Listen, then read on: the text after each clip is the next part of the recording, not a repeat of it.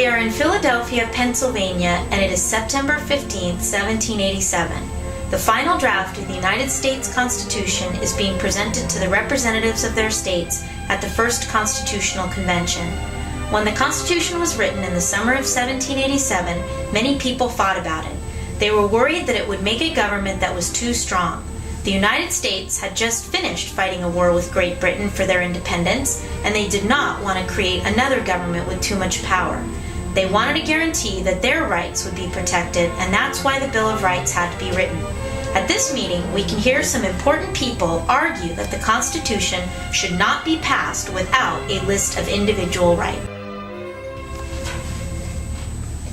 I am George Mason, the representative from Virginia, and I do not agree with the Constitution because we need a declaration of our rights. How can I agree to a plan that will end in tyranny with our new government having too much power over us? Please, listen to me. I am James Madison, and I wrote the Constitution. It is not necessary to include a Bill of Rights. The Constitution clearly says the government has only a few powers, and all the rest of the rights belong to the people. But that's not good enough. We must include our precious freedoms by name in this document, too. We need to form a committee at once to write a Bill of Rights. We need a second constitutional convention to draft amendments to the Constitution. What do you think, Mr. George Washington? As president of this convention, I say that we need to take a vote. Should we accept the idea of adding a Bill of Rights, or should we accept the Constitution as it is and send it to the states of their approval? Let us vote. Those in favor of accepting the Constitution today, I see everyone agrees except for the three people, Edmund Randolph and George Mason from Virginia and Elbridge, Gary from Massachusetts.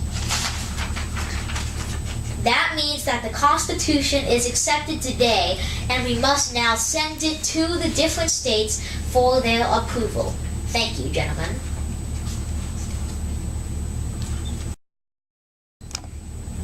During the next few weeks, James Madison realizes that many of the states are against the Constitution and will not vote for it unless there is a Declaration of Rights and a Bill of Rights.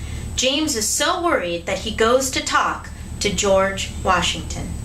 Don't people understand that we wrote the Constitution to limit the government's powers? Why should we change it now? I see what you are saying, James, but I think the bill might be necessary to make the states and the people happy, because they will feel like their liberties are being protected. But what happens if we list all these rights and forget one? Will that mean that the one we forget will not be protected? Let's think of it this way. If we don't include a Bill of Rights, the Constitution may never be approved by the states.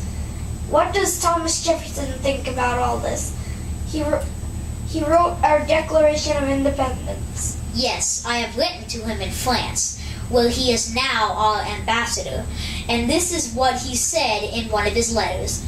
A Bill of Rights is what the people are entitled to against every government on earth, and what no just government should refuse. His opinion is very clear. Yes, it is.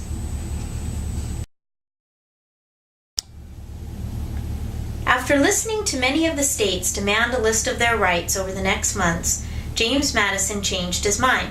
He pledged to the states that he would fight for a Bill of Rights if the states voted to adopt the Constitution. The states did vote and approved the document by a vote of 89 to 79. Immediately, James Madison began writing what would become the Bill of Rights. In January 1789 in New York City, the U.S. elects its first president under the Constitution, George Washington. Virginia elects James Madison to the House of Representatives, which meets to discuss the Bill of Rights. On June 8, 1789, Madison presents to the House of Representatives a Bill of Rights with 19 amendments. Gentlemen, I have drafted the amendments that give a citizen fundamental rights. It addresses the needs of free speech and religion and the right to keep arms and the security of people in their homes. We have given people the right to a trial by jury and the right so that they can never be tried twice for the same crime, let us now send these rights to the states for approval. On September 25th, 1789, 17 amendments are sent to the Senate for approval. The Senate trims them down to 12, and George Washington sends them to the states. In December 1791, 10 of the amendments are approved by the states and became part of the Constitution as the Bill of Rights. Today, there are 27 amendments. The 13th Amendment ended slavery, and the 19th Amendment gave women the right to vote. The Bill of Rights is as important to our country today as it was in 1789.